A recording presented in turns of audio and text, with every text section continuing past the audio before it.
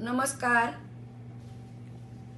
હું પાંસા પ્રાથમિક શાળા તાલુકો દાંતા જિલ્લો બનાસકાંઠાના ભૂતિયા શિક્ષિકા એવા શ્રીમતી ભાવનાબેન ખુશાલદાસ વિડીયો વાયરલ થયેલ છે એના ઉપરથી મારું હું નિવેદન જાહેર કરું છું।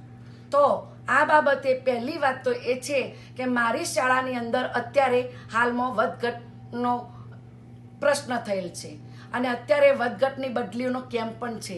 એ અનુસાર મારી શાળામાં પારુલબેન મહેતા પોતે વધમાં પડેલ હોય એમને જવાનું થતાં આ વિડીયો ખોટા વાયરલ કરેલ છે, જે બાબતે મારા ધ્યાને આવ્યું અને મને એમને પહેલાં ફોન કર્યો કે બેન તમે ક્યારે આવવાના છો?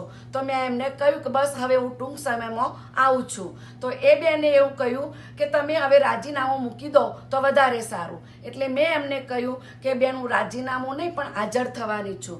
તો એમને એવું કહ્યું કે તું હાલ આવી જા, એવા ઉદ્ધત શબ્દો વાપર્યા મારી માટે અને એના પુરાવા મારી પાસે હાલમાં તૈયાર જ છે।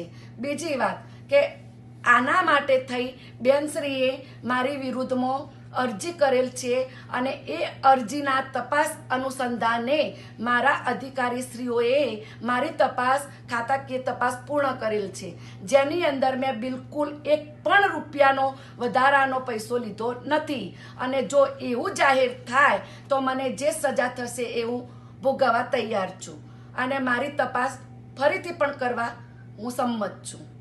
બીજી વાત, જ્યારે આ બેન એ અરજી આપવા ગયા ત્યારે પોતાની એ અંગત કામ માટે ગયેલ હતા છતાં પણ એમણે મસ્ટરની અંદર સહી કરેલ હતી અને એ મસ્ટરની અંદર સહી કરેલ હતી અને બેન એવું કહે છે કે હું કોઈ દિવસ ગેરવ્યાજબી જતી નથી, તો આ વાત પણ ખોટી છે।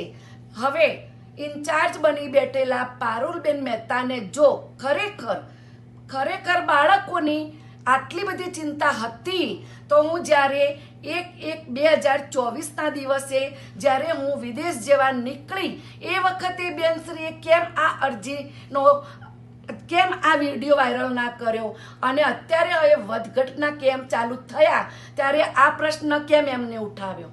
મારી આ ખાસ નમ્ર વિનંતી છે કે જે વખતે હું અહીંયા આવી એ વખતે બેનને બાળકોની ભવિષ્યની ચિંતા નહોતી તો અત્યારે કેમ થઈ? આ એક નોંધવા જેવી બાબત છે। બીજું કે બેનશ્રી હાલમાં એમ કહે છે કે અમારા અધિકારીશ્રીઓ ભાવનાબેનને છાવરે છે, તો આ વાત તદ્દન ખોટી છે। જો એવી રીતે છાવરાતું હોત તો હું ઓનલાઈન પગાર પણ અમેરિકામાં બેઠા બેઠા લેતી હોત અને મારું સ્વૈચ્છિક નિવૃત્તિ પણ હું અમેરિકામાં બેઠા બેઠા જ આપી શકતી હોત। એટલે એ વાત પણ ખોટી છે। બેનશ્રી અમારા અધિકારી સામે જો જે ગેરવર્તનથી એમની ભાષા વાપરી રહ્યા છે એ પણ ખરાબ છે। બેનશ્રી એવું બોલે છે કે શિકાગોમાં પડ્યા છે, તો આ એમની ભાષા તદ્દન ખોટી છે। બીજી વાત, જ્યારે અમારા સાહેબ આચાર્યશ્રી તાલીમની અંદર હતા એ દરમિયાન પારુલબેન મહેતાએ એમનો ઇન્ચાર્જનો ઉપયોગ કરી અને શાળાની અંદરથી શાળાના સિક્કા, બીજા રેકોર્ડ તેમજ મારા હાજર રિપોર્ટો ચોરીને ઘરે લઈ ગયેલ હતા। આની અંદર એવું સાબિત થાય છે કે આ એમને ઈરાદાપૂર્વક અરજીઓ કરેલ છે। જો એ સાચા હોત તો આચાર્યની પાસેથી અરજી કરાવી અને આ વાત નક્કી કરી શકતા હતા। જે એમને જો આચાર્યને કહ્યું નહીં અને પોતે તકનો લાભ લઈને બેઠા હતા કે જે દિવસે સાહેબ જાય એ દિવસે હું તકનો લાભ લઉં। બીજા દિવસે જ્યારે સાહેબને ખબર પડી કે સિક્કા નથી, બેનના રિપોર્ટ મળતા નથી, ત્યારે તેઓશ્રીએ મને ફોન કર્યો અને હું 2 થી 3 કોપીઓ રાખતી હતી, તો એ 2 થી 3 કોપીઓ મેં એક બધાની કોપી કરી અને સાહેબને મોકલેલ હતી। ત્યારબાદ ફરીથી બીજી વાર સાહેબ બીજા વીકની અંદર, બીજા અઠવાડિયાની અંદર આચાર્યશ્રી તાલીમમાં જતા બેનશ્રીએ મીડિયાવાળાનો સંપર્ક કર્યો હતો અને બેન એવું કહેતા હતા કે મારી અરજી કોઈ ધ્યાને લેતું નથી, પણ આ તદ્દન વાત ખોટી છે।